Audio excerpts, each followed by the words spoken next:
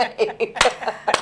Yes, we're here with the Kwanzaa Collective down here in Greensboro, North Carolina at the GCTV studio. And we're talking about Kwanzaa, and so we decided to at least tell you, if you can't make it to the Kwanzaa event here in Greensboro, you can actually celebrate in your own home. So we have Dawn, Tanya, and Jamila here, and they're going to tell you ways that you can celebrate Kwanzaa in your own home. Well, Let's start with Dawn. The Kwanzaa setup or placing is relatively. I think you can put it together pretty inexpensive, right? You have you need a mat. The Kwanzaa has 7 symbols, so you need a mat, and it's best if it's a woven mat that kind of symbolizes a strong foundation of African principles, and then a candle holder called a kinara, which holds 7 candles. And the candle holder, represents the parents because they hold up the principles. And then the Mishuma Saba, which are the 7 candles that represent the 7 principles, the Gso Saba. 3 red, 1 black, 3 green. Okay, and you get a bowl. You put some crops in there, so a sweet potato and some orange and apple. Some things that represent the crops, the mazao. You get ears of corn. You can get the maize, that what we call the Indian corn, or sometimes I use fresh corn on my table. And the corn represents the children. We call it buhindi or vibunzi. It represents the children. So you need an ear of corn for each child in the house. So I have 2 children, so I have 2 ears of corn. And even if you don't have any children, you should still put at least 1 ear of corn because it represents the future. So you have the placemat, the candle holder, the candles, the crops, the corn, the zawadi, which are gifts. Oftentimes gifts, we recommend for Kwanzaa, the idea is not to make this a capitalist venture, right? So gifts could be handmade or purchased at local black-owned businesses.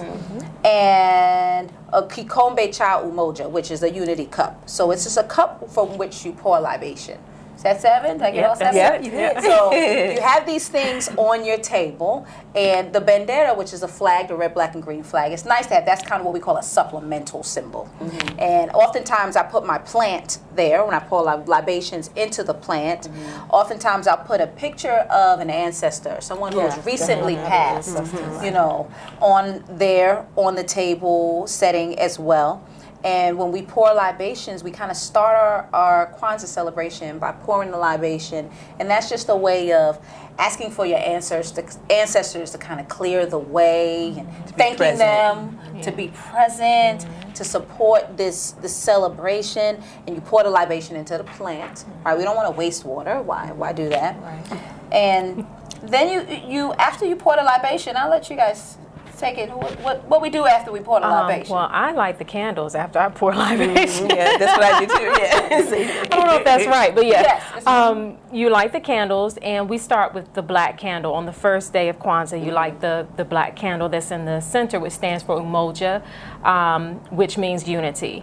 And then each night after that, you'll again light the black candle, and then you'll light the red, and then on the 3rd night you'll light the black candle, the red, and a green. And you'll just keep alternating until at the end of the week, you have all 7 candles lit. And each night, and the importance of that is that, especially if you have children in the household, you're explaining each night what each one of those principles mean. And at some point, you let them light the candles, and they then become the teachers, and they share what those principles mean to the family. Absolutely. And I think, one thing is, a lot of people think, well, I don't know, I wouldn't know how to do it. And I'll just say that there is no one way to celebrate Kwanzaa, because each family has their own unique traditions and culture. And since it is about tradition and culture, you can really pretty much add to the celebration however it suits your family. For instance, I know that in our family we decide how we're going to embody that principle of the day in how do we see it in our year that has passed, and how we will do better or more for the coming year. And we're always talking about, well, how does this apply to how does this principle apply to you, or what does it mean to you? So really, it's very individual, but it's also you have to kind of decide that you're going to own it for yourself. Yes. You know what I mean? And that's really the most important thing. So people get confused and they say, "Well, I don't have a Kinara." Right. And as you said to us, you can just get 7 candles. Right. That even if they aren't, if they're the same color, if they're red, green, and black, then you have candles. Right. Okay, so now you've got 7 candles, so you can work toward. And then Nia's children made decorations, and somebody made the mat, using construction paper, and they wove the mat. So there's no wrong way to celebrate yourself. Yeah. That's really what we're asking you to do, is to celebrate yourself, to celebrate your culture, your community, and to really determine what your contribution will be to the future. And that's really what it is. Yeah, reflection. Right. It's a time for reflection. It's like Mama J said, this is that time where you say, okay, Umoja, how have I demonstrated unity this year? What have I done to include other people, to show that I'm a part of the community? And what will I do better next year? So it's a time for each of those principles for you to do that. So that's what more important than all of the 7 symbols. I mean, it's good for us to have that, right? Everybody make sure they have their Christmas tree. Make sure get your 7 symbols out, right? It's important to have that. But what's most important is that coming together of your family, where you sit and you talk about, okay, how have I demonstrated Kujijakulia? How have I demonstrated self-determination? What does that mean? Right. And how can I do better next year? How can I live it every day? And having those conversations among your family, those are conversations that we typically don't have, because we're going to work, we're going to school, rush. And I have a good friend that I was explaining that to just recently, and he said, all these years, I thought that Kwanzaa was just a fun thing to do if you wanted to. But he said, now I realize that it's a necessary thing. Yes, ma'am. Because our children, when you pour libation, that's how we always say we want our children to learn their family tree. That's how they learn it. Because you're calling your grandparents, your great-grandparents, your aunties, those who have already passed on. Now your children are hearing you call those names, and they learn who these people are.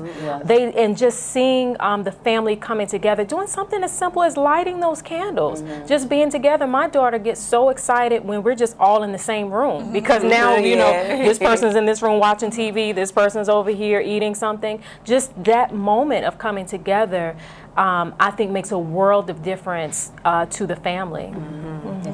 And all of our children love it. I mean, really, and you'll find that that is a very children are vital to Kwanzaa. Yes. And they can give you such a wonderful wealth of information, just because of how they connect to what you're offering them, how they connect to it. And they'll say, oh, I didn't realize that grandfather so-and-so was so, as you were saying, so this is really, it's an educational component to it, as well as personal. So, you can't go wrong. There's no, like we always say, there's no wrong way to celebrate Kwanzaa. And they learn that it's not just about gifts. Like I said, there's this, so some families may give small gifts each day, like, oh, I made this card for you, or I made this doll, or we made this candle. Some families we used to always participate in a project where we did a project for each principal. So maybe one day we did a collage, or one day we made wreaths, or one day we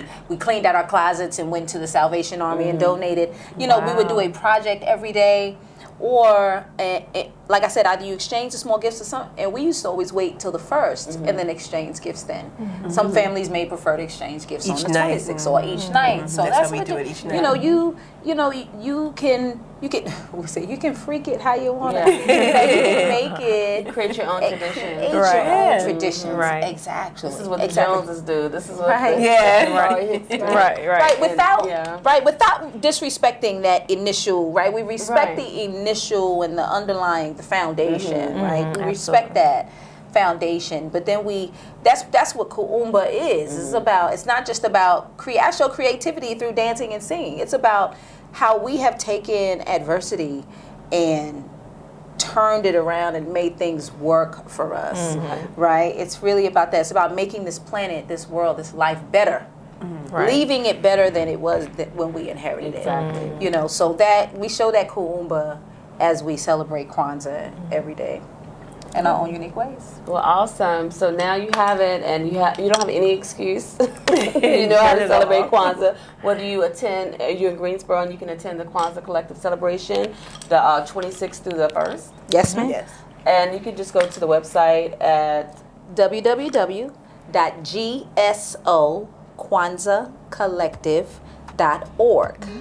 And then if you need to contact Dawn, you can contact the person you initially contact. You call our number 336-517-7739, and then I can funnel you through. If you say I want to talk to Mama J, and I can put you in touch with Mama J. So if you have basic information, if you have basic questions about Kwanzaa, I usually can answer all of those.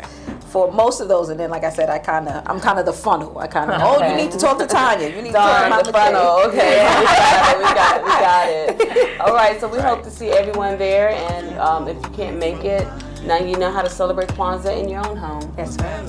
Thank you. Thank you, J.E. Thank you, J.E.